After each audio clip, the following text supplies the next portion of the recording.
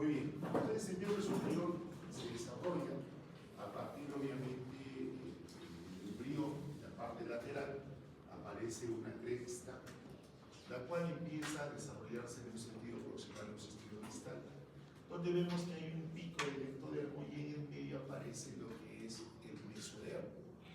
Recuerda que el ectodermo le da origen a la piel, el sistema nervioso, mientras que el mesodermo le da origen a huesos, músculos y articulaciones. Entonces, si nosotros vemos este brote va creciendo poco a poco, ¿no? En un sentido de cero proximal hacia lo distal. Cuando empieza en la cuarta semana y va a terminar más o menos a la octava semana de gestación. Aquí veo una paleta, pero obviamente una paleta no es lo que tenemos al final. Al final, en la octava semana, ya puedo diferenciar dónde están las falanges, dónde están los metacarpianos y dónde están los huesos del carpo. ¿Qué pasó? ¿Qué pasó con esta paleta? ¿Por qué se convirtió en esto? Porque entre los espacios donde van a formarse los futuros dedos o falanges, va a empezar a haber un fenómeno de apoptosis, o sea, de muerte celular, porque primero es simplemente una invasión diferencial e indiferenciada, y después, en la medida que se produce este fenómeno de apoptosis entre los dedos, se empiezan a diferenciar mis dedos o mis metacarpios. Entonces, esa es la forma en la cual se va desarrollando este miembro superior. El miembro superior es, además, un elemento que se va a desarrollar primero el miembro inferior. ¿Ya? O sea, el brote del miembro superior es primero, antes que el brote del miembro inferior. ¿Cuánto antes? Aproximadamente unos 2 días a una media semana antes del brote del miembro inferior. ¿Ya? ¿Listo? ¿Y eso por qué? Tenemos que recordar que cuando nosotros vamos en nuestra gestación, hemos ido desarrollándonos, repetimos lo que es el fenómeno filogénico. ¿Qué quiere decir? Que en la vida intrauterina repetimos todos los estadios embrionarios, o de alguna forma todas nuestras vidas pasadas de miles de años de evolución. Por eso es que cuando nosotros nos originamos, primero somos un ser monocelular, después pluricelular, después parecemos un cordado, después de un cordado vamos evolucionando y nos convertimos en especie de un pez. Después seguimos evolucionando y ya nos aparecen pues los nuevos huevos que nos ahorita. Y vamos evolucionando hasta que finalmente tenemos un ser humano perfectamente desarrollado, que es el bebé que nace. Entonces, ¿por qué primero los miembros superiores antes de los inferiores? Porque, repetimos por ejemplo esto, hay un animalito, que es el famoso Titanic que se considera que es el primer pez que tiene el esbozo de un miembro superior. Y es obviamente un pez anfibio, en la antigüedad existía este pez. ¿Ya? Y este pez, que además es anfibio, pues utiliza los dos miembros superiores para arrastrarse sobre lo que es las superficies fangosas o nodosas. Ya con el tiempo aparecen y evolucionan después los miembros inferiores, donde ya empieza a caracterizarse los cuadrúpedos. Entonces eso es importante, hay una evolución. Ahora, ¿y qué conduce esta evolución para permitir que lo que se conoce como la cresta ectodérmica apical empiece a desarrollarse, y en el medio haya un tejido mesenquimatoso, y esto finalmente desarrolla miembros superiores e inferiores? Obviamente son las señales genéticas. Los genes, la expresión y la atenuación de expresión de determinados genes en determinados momentos exactos de nuestra vida. Por eso es que decimos que tenemos un acervo genético. Doctor, quiere decir que nosotros deberíamos, y es más, que si tenemos esa capacidad de renovar un miembro superior de cero, sí, lo tenemos. El problema es que nuestro conocimiento todavía no está tan evolucionado para poder hacer que una persona que sufre una amputación pueda regenerar el miembro superior. Estoy seguro que en algún momento, bueno, si es que no nos extendimos primero, nuestra ciencia va a avanzar para poder lograrlo. ¿No? Estoy seguro que sí. Porque si lo hemos hecho en nuestra vida intrauterina, lo vamos a hacer después. Claro que quizás necesitamos una serie de requisitos, ¿no? De repente células madre, de repente señales moleculares determinadas, etc. Porque lo que sí está claro que podemos hacer es todo lo contrario, ¿no? Podemos evitar que los miembros superiores se desarrollen. Y de hecho que eso sí ha pasado con manipulación no genética, con manipulación química. En los años más o menos 40, de los años 40, salió al mercado un medicamento que se llamaba talidomida. Este medicamento que se administraba como un antiemético en las madres gestantes, pues resultaba que interfería en la expresión de genes que tienen que ver con el desarrollo del miembro superior y miembro inferior, y empezó a haber una pandemia de niños que nacían con amiliofocomelia. ¿Qué es la amiliofocomelia? El no desarrollo de los miembros o de las apéndices del cuerpo humano, miembros superiores y miembros inferiores. ¿Ya? Cuando apareció, empezaron a haber una serie de ideas, entonces había gente que decía, no, lo que pasa es que el ser humano está volviendo a evolucionar, porque tiene que regresar al mar, seguro que en algún tiempo va a aparecer el dólar de branquias, etc. Claro, pero en realidad es tan sencillo como que era un fármaco que interfería con la expresión génica, y esta expresión génica, pues, lo que finalmente ocasionaba era que no se desarrollaran los miembros superiores. ¿Ya? Entonces, eso es importante. Ahora, el hecho de que nazcan como brotes, como es miembro superior y miembro inferior, miren, ambos brotes están igualmente orientados, ¿no? ¿Ya? Pero ¿qué pasa? En la medida que vamos evolucionando, vamos a ver que estos brotes del miembro superior rotan, ¿no? Que de un brote así, pero después ¿qué hace? Rota, ¿no? Rota y ofrece ventral hacia adelante. Y por eso es que funciona con miembros superiores así. ¿Ya? Pero mientras el miembro superior rota hacia afuera, el miembro inferior hacia dónde rota, hacia adentro. Por eso es que finalmente el pliegue de la rodilla mira hacia atrás y no mira hacia adelante. ¿Ya? Ahora, esta evolución es también lo que nos permite entender por qué a nivel del miembro superior existe esa distribución dermatómica pues con guantes, ¿no? Sobre todo en la parte posterior, vamos a ver que está C6, C7, C8, así perfectamente alineados en la parte posterior. La parte anterior no tanto, pero ¿por qué? Por lo que estamos viendo acá, la evolución va así y después ¿no? ¿Ya? Entonces, esas cosas tenemos que decir. Para la 12ª semana de gestación ya se desarrolló el miembro superior, pero lo que aparecen son los centros de osificación. Recuerden que todos los huesos que tenemos en nuestro organismo, todos nacen a partir de un cartílago. O sea, lo primero que se origina, el primer modelamiento es un cartílago que después empieza a osificarse, ¿no? Entonces, en la 12ª semana se empieza a osificar. ¿Ya? Muy bien, entonces ya dicho esto, podemos hablar ya del miembro superior propio, ya sé cómo se evolucionó, en qué semana, qué tuvo que ver y por qué esa distribución dermatómica la podemos rastrear en un sujeto ya desarrollado. ¿Por qué el tema de los pliegues y los movimientos por ende especiales que ocurren a nivel del miembro inferior, ¿no es cierto? Donde veo que mientras que flexión siempre se hace adelante, o sea, en el miembro inferior la flexión va a ser para atrás, ¿no? En cuanto a los segmentos, tenemos la región del húmero, la región del antebrazo, o braquial también, la región del antebrazo, la región del carpo, la región del metacarpo y la región de los dedos. También a nivel de la mano, puedo hablar de la región ternar, de la región ternar y la región medio. Entonces, esas son regiones. Pero estas regiones, ¿dónde están? Son continuación de la región más importante en cuanto a lo que es sujeción de la apéndice superior, que es la región del hombro. ¿Ya?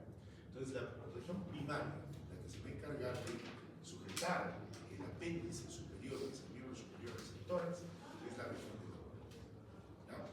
Y en la región del hombro en sí mismo tiene un sustrato óseo. ¿Quién es ese sustrato óseo? Va a ser lo que es la cintura escapular, que está conformada con el omóplato y con la clavícula, que a su vez, mediante la clavícula, se están articulando con el esternón.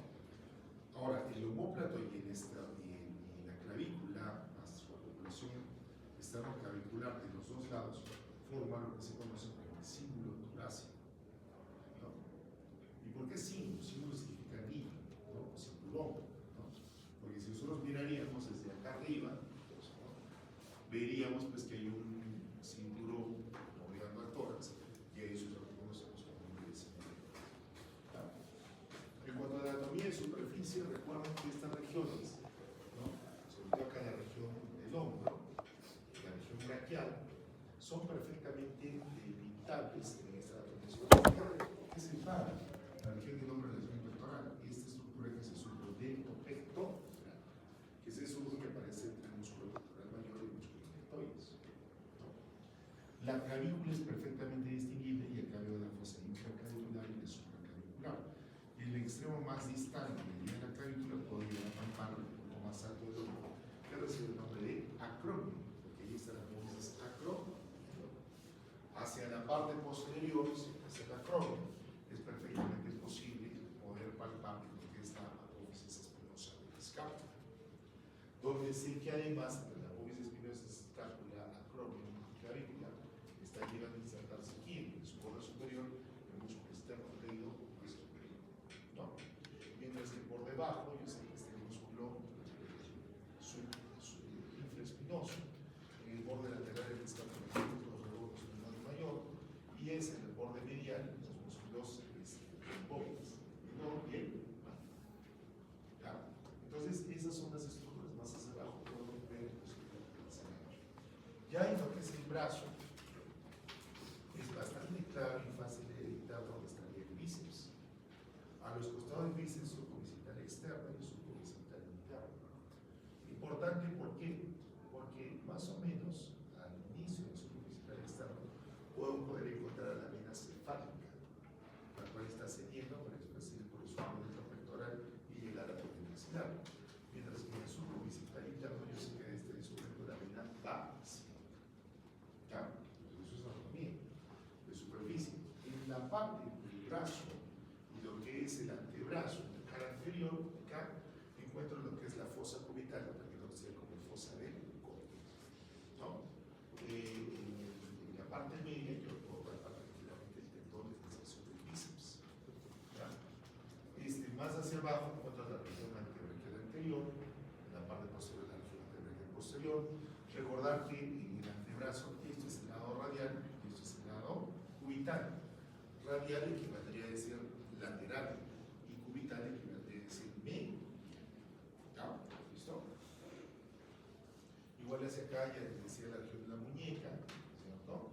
Que es donde une el antebrazo y la mano, donde estarían los huesos del carpo, la eminencia tenar, la eminencia hipotelar y la palmar. Esto debe ser nuestros reparos anatómicos en superficie. Y sobre esta anatomía de superficie, pues recordar lo que ya hemos comentado, ¿no? Si este brote comenzó acá y empezó a lateralizarse, pues evidentemente va a arrastrar su inervación. Por eso es que cuando vemos la cara posterior del miembro superior, veo C6, C7, C8, T1 y T2, así bien distribuido, ¿no? Ahora, la cara anterior sí cambia un poquito. ¿Por qué?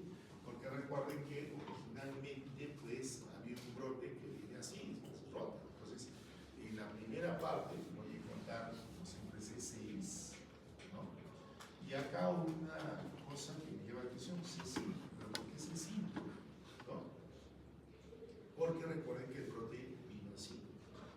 Y después es que rotó, ¿cierto? Bueno, rotó hacia allá, ¿no? Entonces por eso C5 lo veo en la cara anterior. Y entre C5 no aparece, los doctores que estaría C4, pero no, ya veo T1 y T2, ¿no? Eso es precisamente por el fenómeno de rotación en el esbozo embrional de los músculos, ¿no?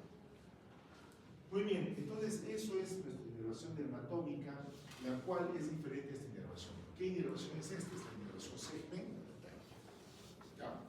La inervación segmentaria no es lo mismo que la dermatómica. La dermatómica yo puedo rastrear las raíces nerviosas involucradas en la inervación del tendón área de la piel. Pero en la inervación segmentaria lo que yo puedo ver es la distribución nerviosa de nervios cutáneos que llegan a nivel de la piel. Por eso es que son diferentes. Entonces,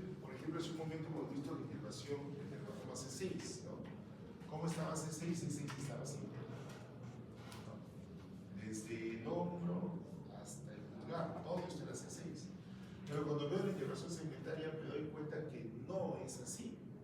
Acá hay un área en color plomo que estaría inervada por el nervio circunflejo, por el ramo cutáneo del nervio circunflejo. Acá veo otra área que estaría inervada por el braquial cutáneo posterior. Aquí veo otra área que estaría inervada por el nervio músculo cutáneo y finalmente acá veo otra área que estaría inervada por la rama superficial del nervio. ¿Ya? ¿Listo? Entonces, evidentemente son diferentes. ¿Pero por qué son diferentes? Porque recuerden que las raíces nerviosas nacen en el plexo braquial entre lo que es el 5, T1, y después van a empezar a combinarse. Algunos de los músculos que surgen de esta combinación en el plexo braquial van a ser musculares, otros van a ser sensitivos y otros van a ser mixtos. Continúan su recorrido y finalmente estos fascículos, estos nervios que son cutáneos porque están por encima de la fascia antebraquial o antebraquial, van a llegar a un territorio de la piel para internar.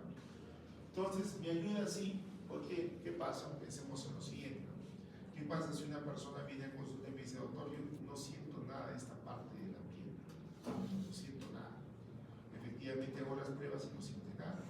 Pero cuando me voy a probar más arriba, sí siente esto y siente esto. O sea, siente a nivel del brazo y siente a nivel del hombro. ¿No? Entonces, inmediatamente me digo, ¿dónde está el problema? El problema está en el nervio músculo cutáneo. El problema es periférico. ¿No? ¿Qué ha pasado? No, me fracturé el hombro, no, acá me corté, no, tuve un accidente. Ah, ya, pues inmediatamente pienso que esta lesión es periférica.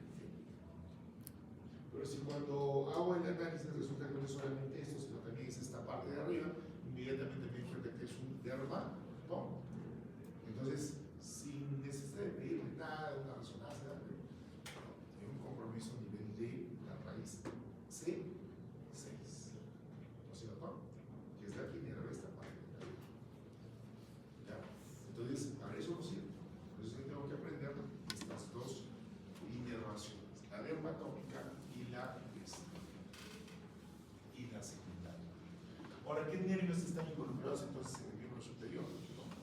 Nervio circunflejo, la rama cutánea del hombro, nervio braquial cutáneo posterior, bueno, lo vemos acá, hacia acá el antebraquial cutáneo posterior, ¿no? Rama del nervio radial, acá la rama superficial del nervio radial, o rama dorsal del nervio radial, la cual también es del nervio radial. Entonces empezamos ya a ver, mire doctor, el radial, la cara lateral y posterior del brazo, la parte posterior del antebrazo medial y la parte posterior radial de la mano.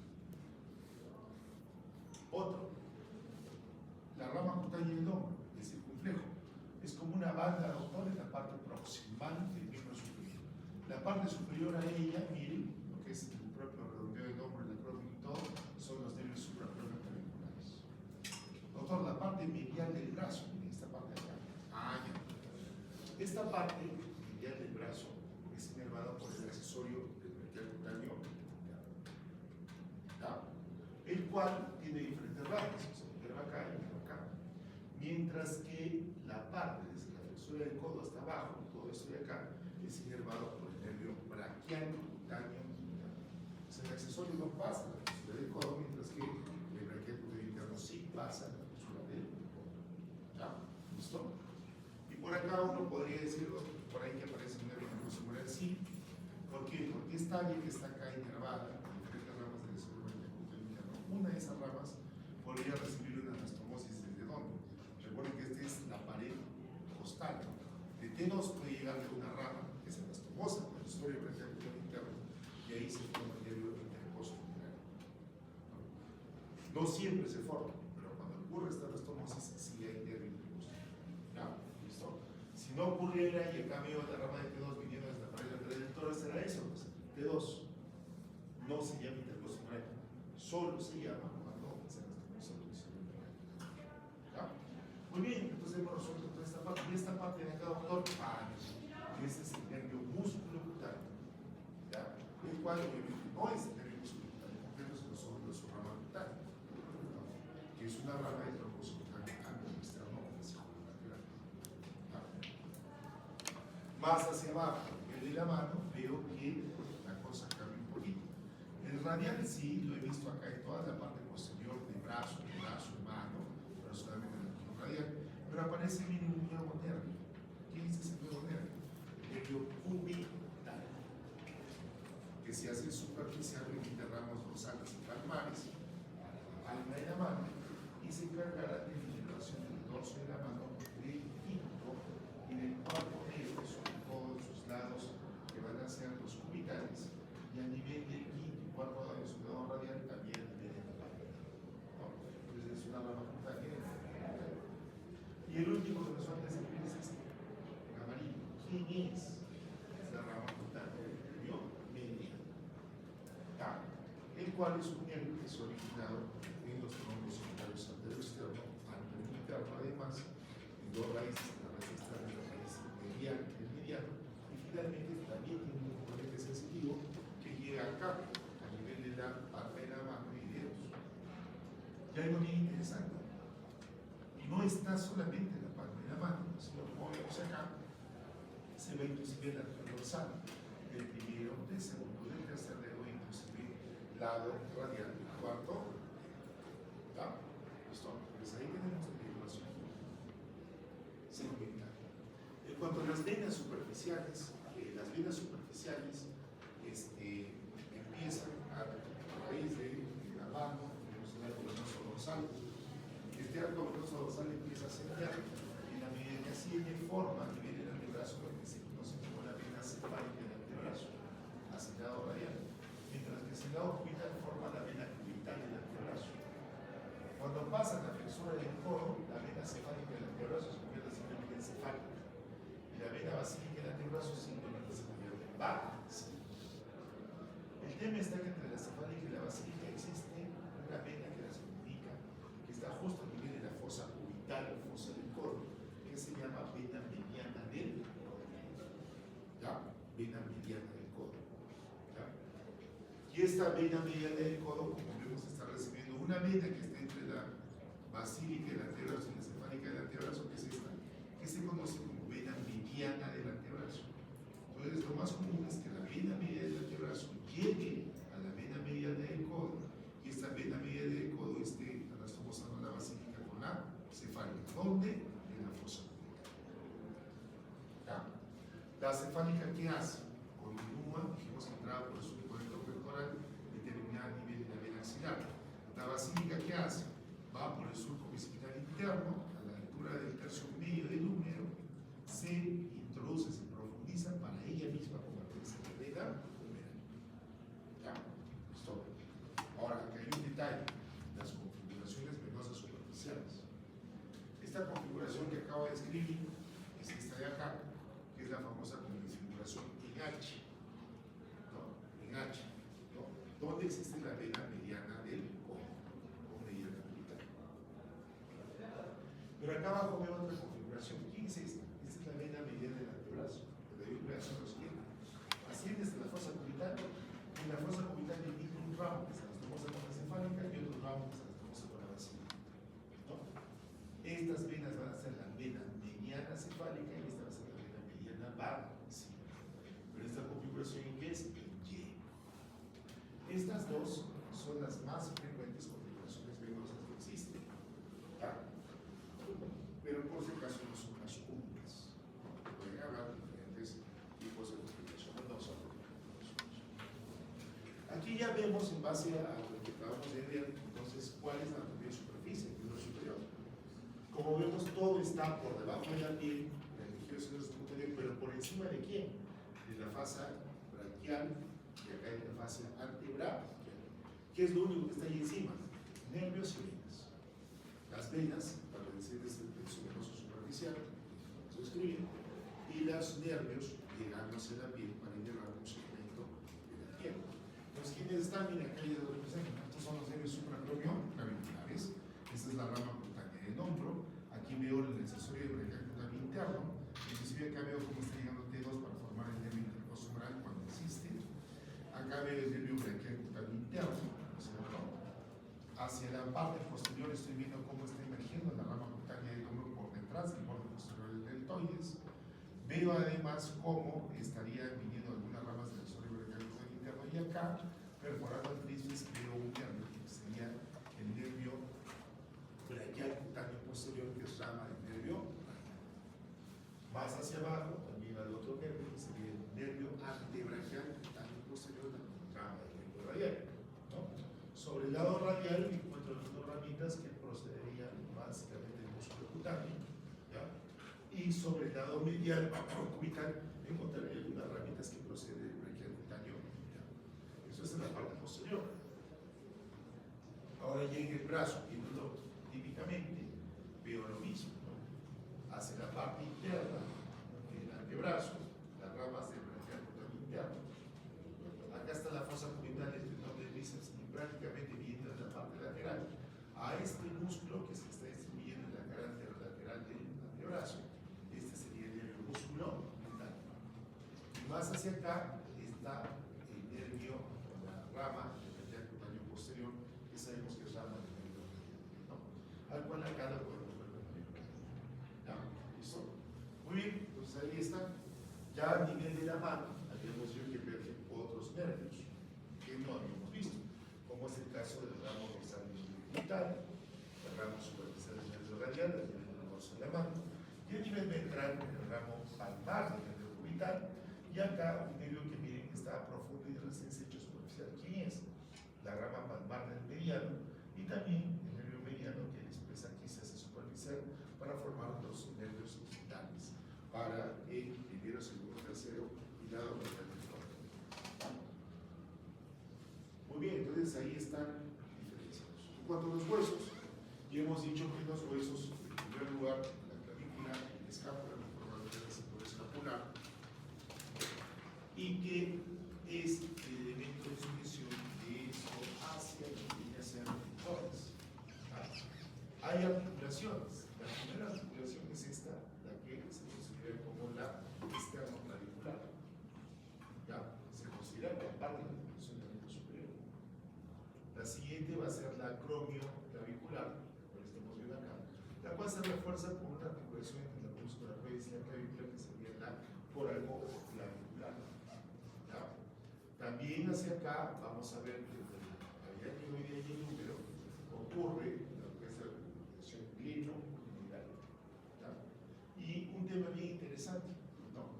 Estas articulaciones que estamos viendo acá, todas ellas están en una región técnica que se conoce por el nombre de la región del hombro.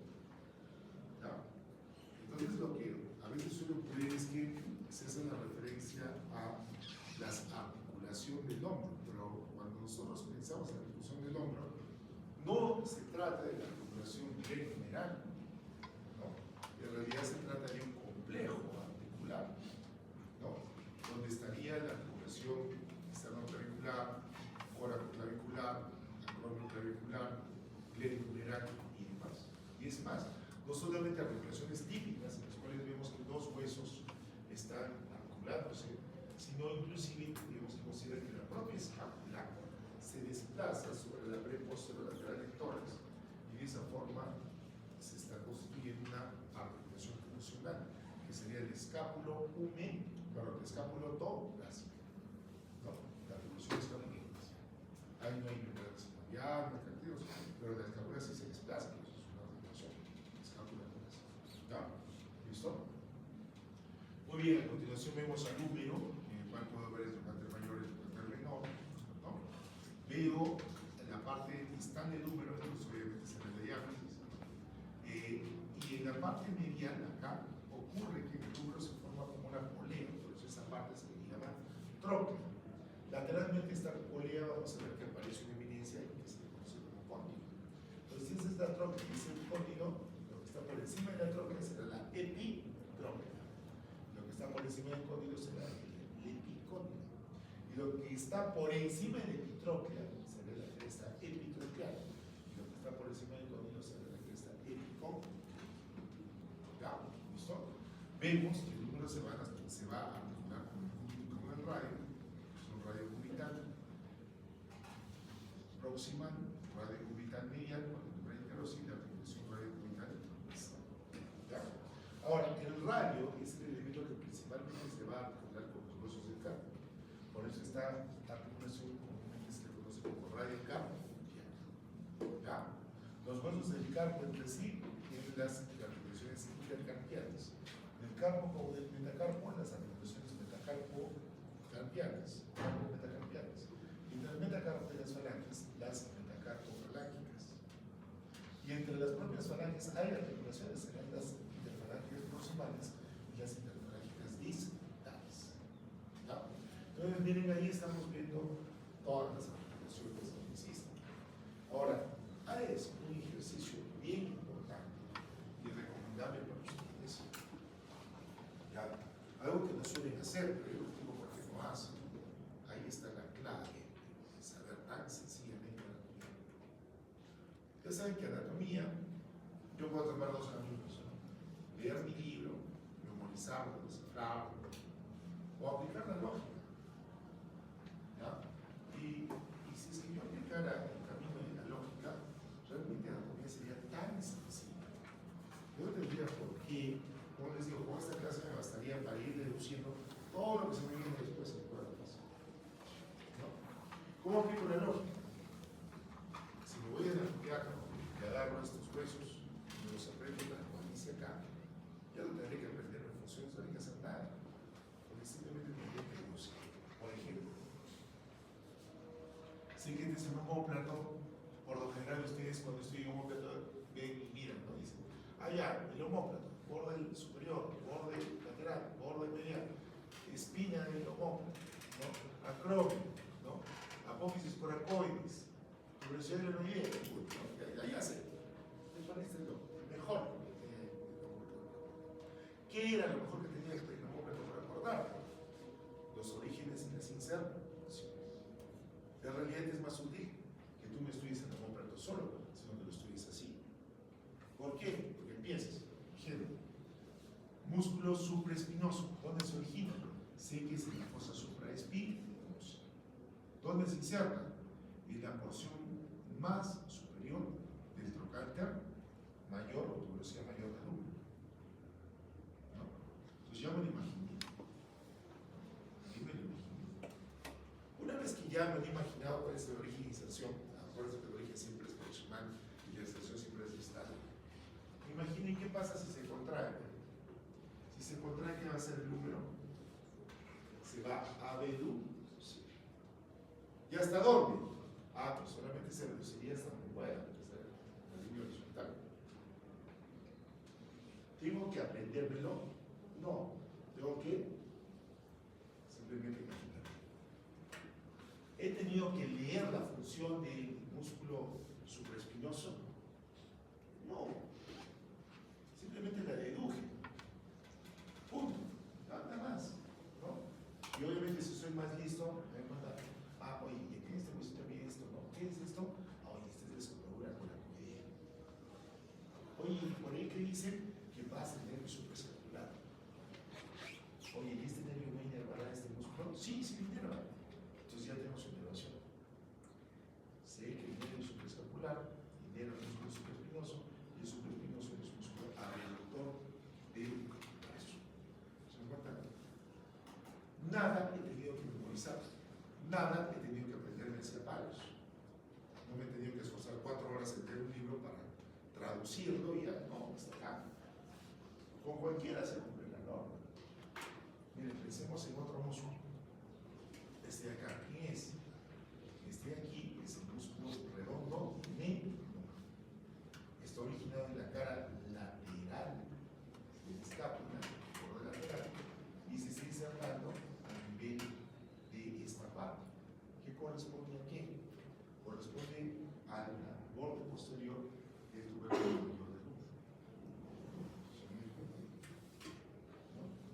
Entonces, igual me imagino, entonces se contrae, ¿va a ser un aductor? Sí, pero ¿cuál será más aductor? ¿El que está acá o el que está acá? El que está más cerca a la articulación no tendrá tanta aducción, o el que está más lejos tendrá una aducción más potente, ¿no es cierto? Entonces sí, es un aductor leve. Pero por sobre todo yo me imagino que cuando esto se contrae, ¿qué va a pasar? Va a rotar el húmero. ¿Hacia dónde? Hacia afuera. Es un rotador extra.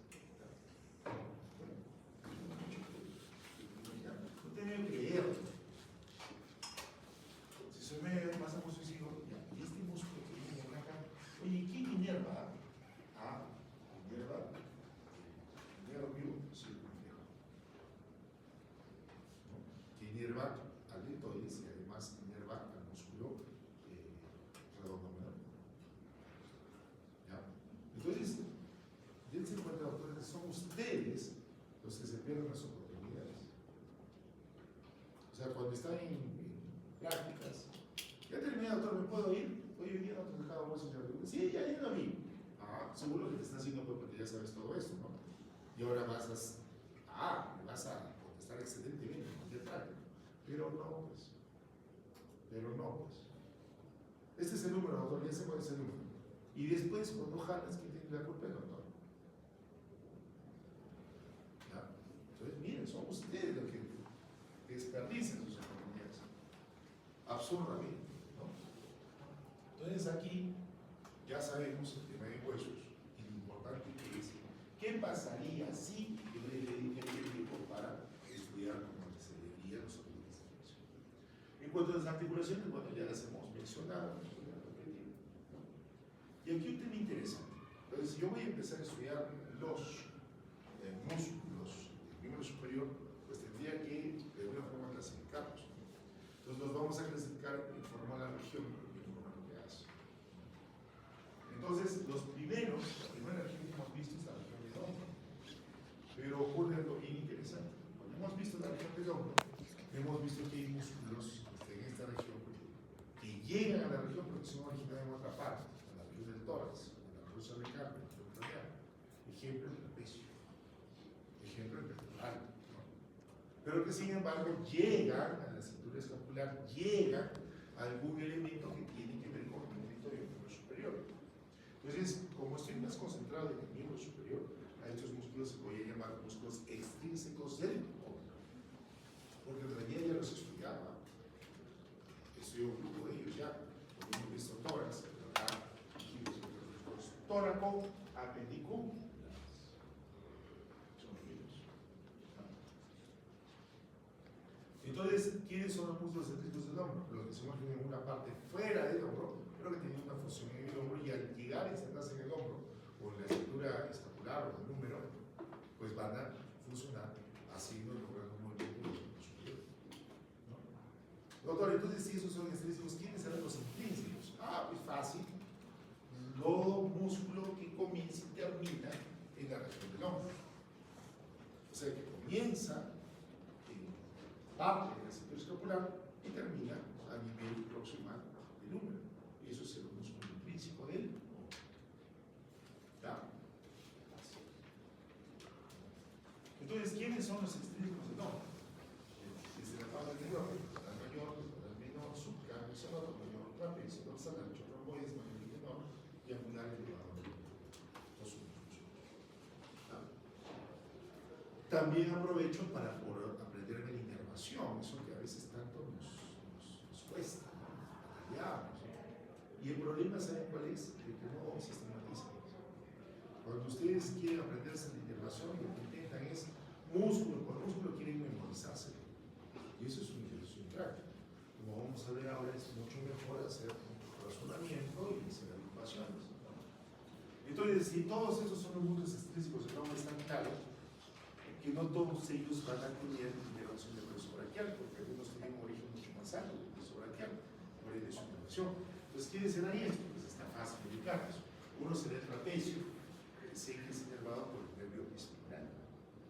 Otro músculo que se origina en forma alta es que el angular y el elevador del omóplato, que se origina entre C3 y C4, inervado por el nervio angular y elevador del omóplato. ¿No? Lo siguiente es fácil porque los demás músculos yo sé que son inervados por lo general un nervio homónimo al músculo. O sea, el músculo pectoral mayor y el músculo pectoral menor, ¿por quién serán inervados? A mí, son inervados por el nervio de los pectorales, se entiende que viene el pectoral menor y mayor, y por el nervio pectoral mayor, se entiende que viene el músculo pectoral mayor. ¿No es cierto? Fácil. ¿No?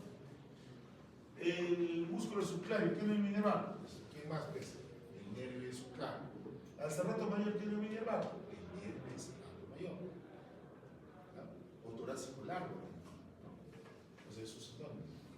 Al dorsal ancho, el nervio dorsal ancho. Al nervio del romboide mayor y menor. Ah, pues ese nervio del romboide mayor y menor, o de los romboides, va a inervar sus músculos de los no, o sea, no es tan difícil. ¿No? Pero acuérdense que estos solamente es aplicable para los músculos que son extrínsecos del hombro.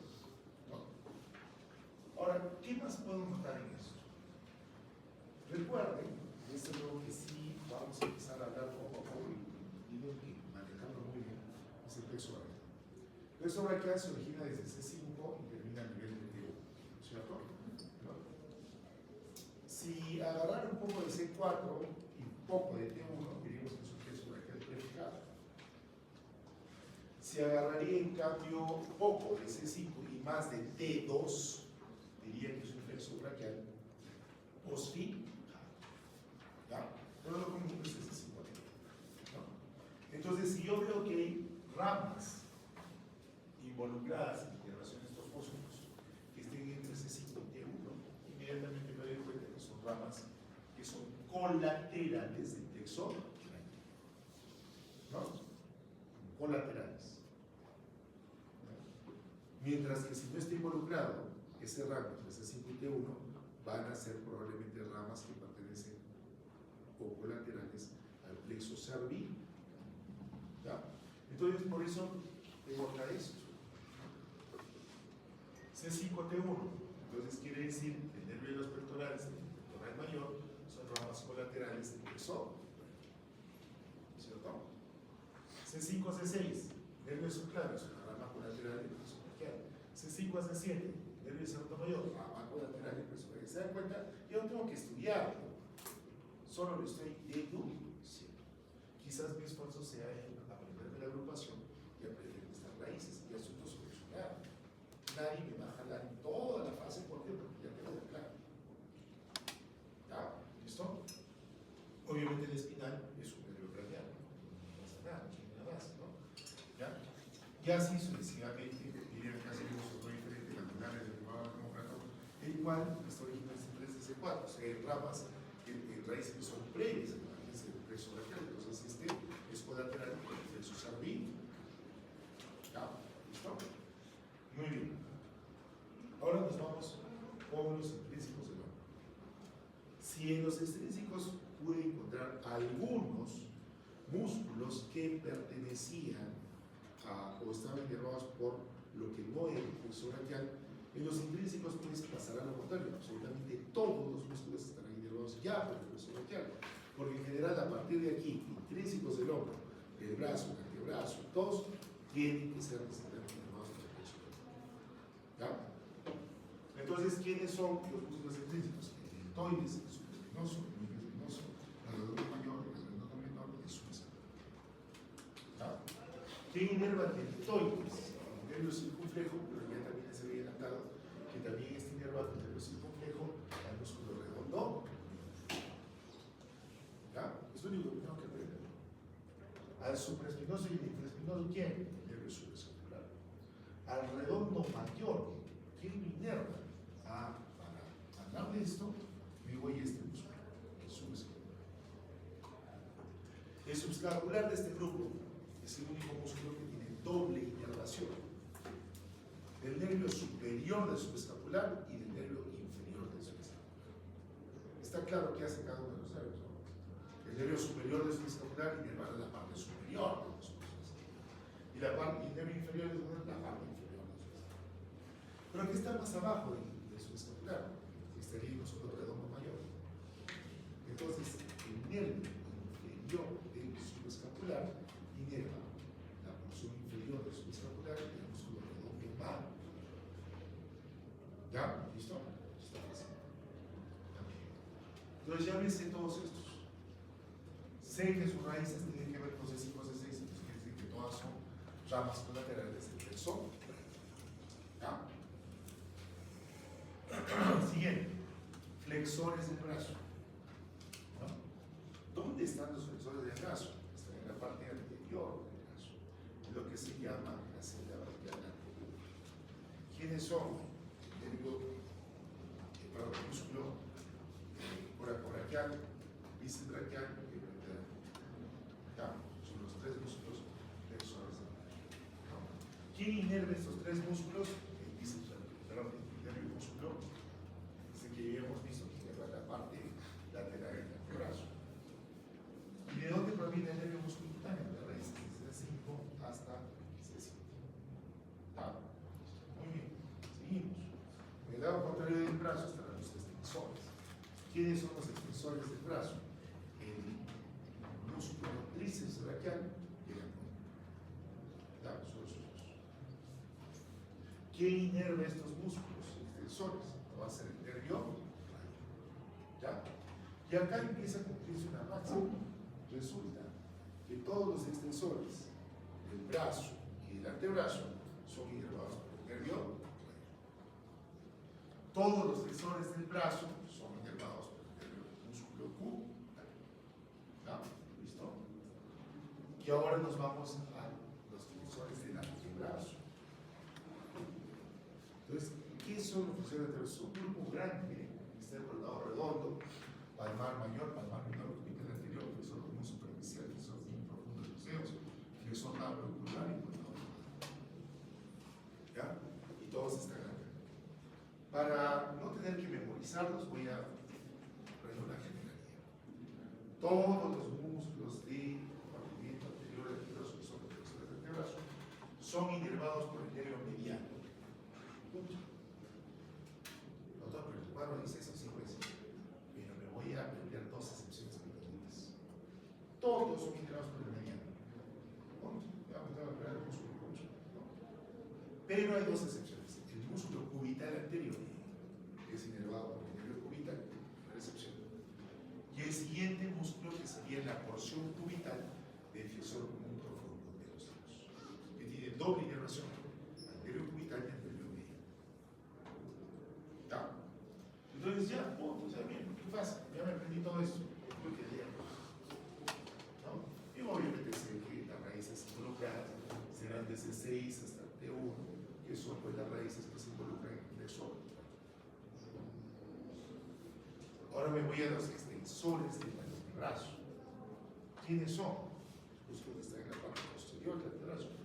El supinador largo, el supinador corto, el radial, el radial, el aductor largo jugular, el extensor corto de los dedos, el extensor común de los dedos, el extensor meñique, cubital posterior, el extensor largo jugular, el extensor largo. ¿Quién inerva todos esos? Ya lo dijimos, el nervio RA, ya eso pasa. O sea, ya me sube.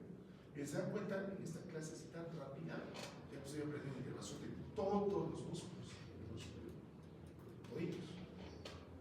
Entonces, de ahí a que en práctica no sepa contestar, pues ya es la pasada. ¿Cómo me podría contestar? Pasado esto, me voy a dar arqueo tenar en la palma de la mano. ¿Quién encuentra el arqueo tenar? El aductor corto del pulgar, el flexor corto del pulgar, al componente del pulgar y al aductor del pulgar. Pues acá, arqueo tenar. ¿Qué puedo hacer para aprender? Si esta parte de aquí era del mediano, entonces los músculos tenares también digo también son del mediano. ¿Ya? Entonces hago pues músculos tenares, nervio mediano. Pero, igual que en el caso anterior, habrá dos excepciones. ¿Quién será? El aproximador del pulgar o aductor del pulgar. Y la otra excepción será el flexor corto del pulgar en su fascículo que va hacia el lado cubital. ¿Ya? Pues ahí tengo dos excepciones. El aproximador y el flexor en su fascículo cubital. ¿Esos quiénes son inervados? Por el mismo nervio que también me interfirió acá. ¿Quién era? El nervio cubital. Y miren, ya me sé. Ya sé toda la inervación del antebrazo. ¿Ya? Muy bien. Ahora me voy a la región hipotenar. ¿Quiénes están en la región hipotenar? El putario palmar, el aductor del meñique, el soporte del meñique. ¿No? ¿Quién los inerva? Ahí está hiper fácil. Sin excepciones, el nervio cubital. ¿No? Todos el nervio cubital. Y ahora me voy a otros músculos que están en la parte media, en la palma de la mano. Por eso es la palmar media. ¿Quién los inervará? Pues solo me queda una posibilidad. El nervio cubital. ¿Ya? Inerva a todos, a todos, a todos. ¿Quiénes son esos todos? Los interosseos dorsales, los interosseos palmares, ¿no es cierto? Y los músculos lumbricales, ¿ya? Que son 4. Para el segundo, tercero, cuarto y quinto de ¿qué me hacen esto? Eso es lo que me hacen. ¿Ya? Pues ya me aprendí la generalidad. Todo el nervio cubital. Pero también esta vez aparece una excepción. ¿Quiénes son? El primero y el segundo lumbrical destinado para el segundo y tercer dedo. ¿Por qué? ¿Quién inerva esos dos? Primero y segundo. Lo voy a inervar el nervio medio. Primero y segundo. ¿Ya? ¿Listo? Y ahí, punto. Miren, ya me hice inervación de todos los músculos. ¿Cuánto tiempo invertido en eso? 10 minutos, 5 minutos de la clase, porque no es toda la clase. Entonces, eso nos ayuda, doctores, para que entendamos estas sistematizaciones.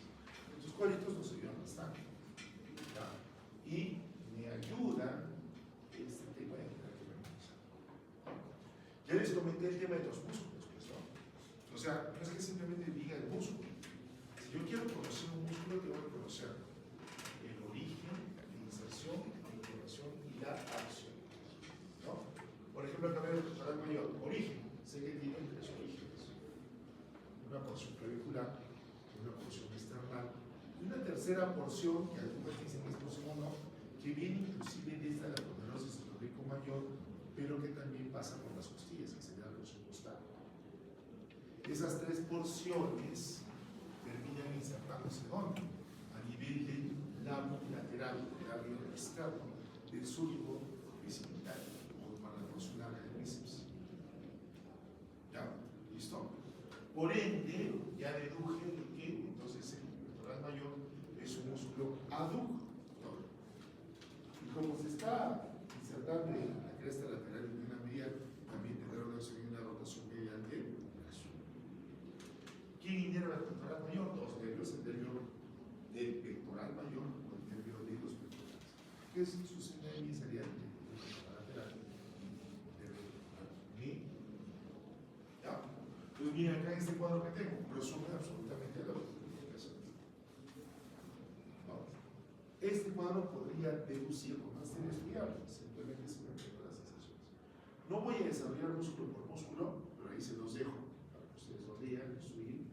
En 3 días para estudiarlo, les recomiendo que lo hagan porque al hacerlo, pues definitivamente el límite es la gloria.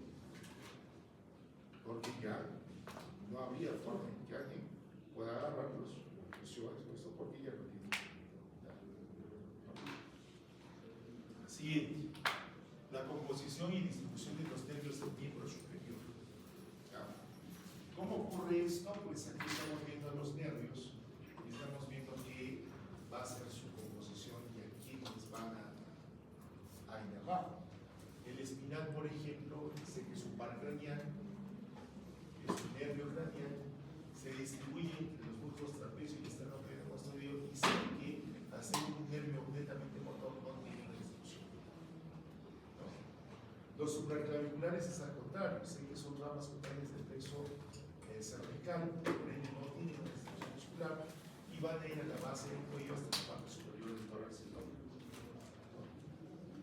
El nervio de romboides se origina en C5, C4, pero se inerva músculos romboides y no tiene distribución. Y así sucesivamente puedo entender lo que es la composición y la acción de cada uno de los nervios. En resumen, los nervios que tienen que ver con el miembro superior se les conoce como los grandes nervios. Además, obviamente, los primeros como el trapecio, el homóplato. Ya en el propio miembro, anatómicamente, encontramos a estos nervios. ¿Quién es el primero? El nervio muscular. Entonces, ya lo he revisado totalmente, pero vamos a así, una memoria rápida. ¿Dónde se origina? En el tronco secundario externo. Las ramas terminales de este tronco van a nacer el nervio musculocutáneo, la raíz externa del nervio medio.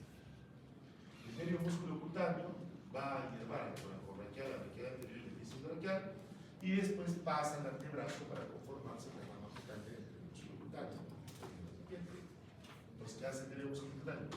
Inerva a los flexores del brazo. ¿Ah? Listo. Fácil. Siguiente nervio, el nervio circunflejo.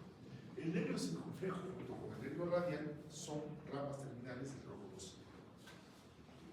El nervio circunflejo emerge por una estructura anatómica que se conoce en la parte posterior como el cuadrilátero húmero occipital, que está conformado por el húmero, por el redondo menor, por el redondo mayor y la porción larga del bíceps. ¿A quién inerva? Inerva al redondo menor, al músculo deltoides, y después tiene una rama cutánea, que es esa rama cutánea del otro que nos estudia en su. mientras que la otra rama terminal del tronco posterior es el nervio radial.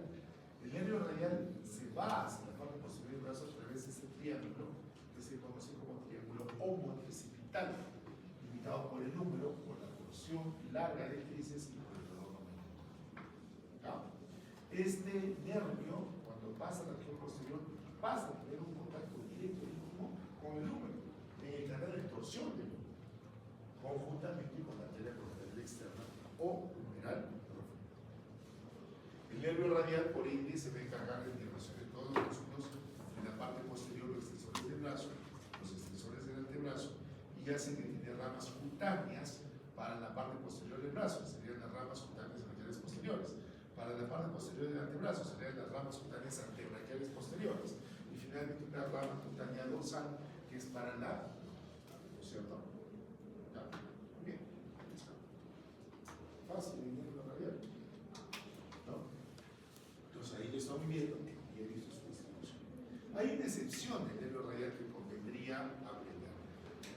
Y ese es con uno de sus inervados, que es el músculo supinador largo. ¿Por qué? Porque el supinador largo se origina en la cresta supracondílea y de ahí se inserta obviamente el nivel de la base del muñeca, ¿no? Pero si yo lo veo así en lateral, como está el video, me doy cuenta que el supinador largo estaría cruzando por delante, no por atrás, sino por delante, la articulación del codo. Entonces cuando se contrae, no es un extensor de la articulación del codo, sino es un flexor de la articulación del codo. Entonces me serviría la generalidad. El radial es un nervio extensor, sí, ¿cuál sería su excepción? El músculo supinador largo, porque ahí es un flexor. ¿Y de quién? No de todo, sino de la articulación del codo. ¿Ya? Eso. Muy bien. Siguiente nervio, el nervio mediano, raquial. ¿Dónde se origina? En la raíz externa, en lo que es el tronco secundario interexterno, la raíz mediana interna, en lo que es el tronco secundario interno, también conocido como nombre de fasciculum mediano. ¿Ya? De ahí continúa el nervio mediano, no me da ramas a nivel del brazo, entre comillas, porque en realidad sí me emite sobre todo en la parte distal como lo que es para el músculo recordador redondo. ¿Ya? Desde ahí, el nervio mediano, dijimos, me va a inervar a todos los músculos de la región antebraquial anterior y también de la región integral, y primero y segundo lumbrical. Excepciones, que aquí no llega a inervar en todo eso. Ya dijimos, cubital anterior, porción cubital de flexión común profunda del antebrazo, y en la mano el aproximador del primer dedo y el fascículo cubital o el fascículo profundo del flexor del primer dedo, flexor corto, ¿no? Después se emite una rama superficial o sensitiva que se destina para la palma de la mano y para el primero, segundo, tercero y lado radial del cuarto dedo. Esta inervación se incluye inclusive la región dorsal como estamos viendo, ¿no? Eso está fácil, ¿no? Ahí está el nervio, ¿no? Finalmente, otro de los últimos nervios que tenemos que revisar es el nervio cubital. El nervio cubital es una rama terminal del tronco secundario anterointerno. ¿Ya? En la medida que desciende, no da ramas a nivel del brazo y de la axila, pasa por un canal especial que es el canal epitrófeo o lecraniano. Por eso es que cuando nosotros nos copiamos ahí siempre sentimos esa correntada del lado cubital de la mano. A nivel del antebrazo inferior solamente hay dos músculos, la cubital inferior y el lado cubital del flexor común profundo de los ojos. En la mano aquí inerva a los músculos de la región abdominal, a los músculos de la palmar media e inclusive a los músculos de la región palmar, que era el aproximador del pulgar, el flexor corto del pulgar, en su músculo cubital. Ya dos lubricales, el tercero y el cuarto.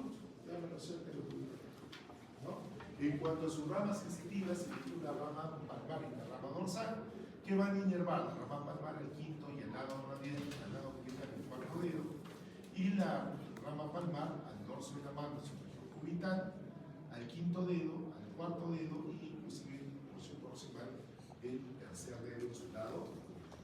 ¿Ah? Muy bien, ahí está. Como les decía, se han dado cuenta, en esta clase estamos haciendo todo. Claro, no suficiente, pero yo tengo una panorámica absoluta de todo el músculo. Vamos Cuando hablamos de vascularización, ¿quién es el responsable? Obviamente la arteria subclavia.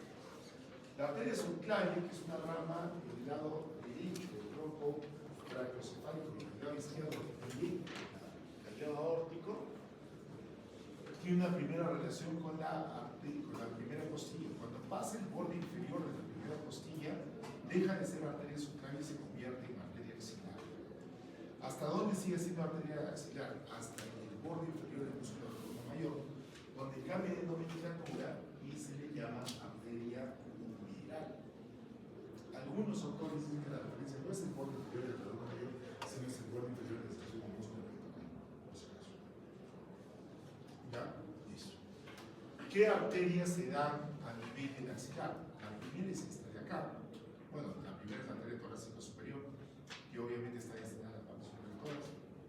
Sigue esta arteria, que es el tronco acromio torácico, que me va a dar una rama acromial, una rama deltoidea, una rama clavicular y una rama pectoral.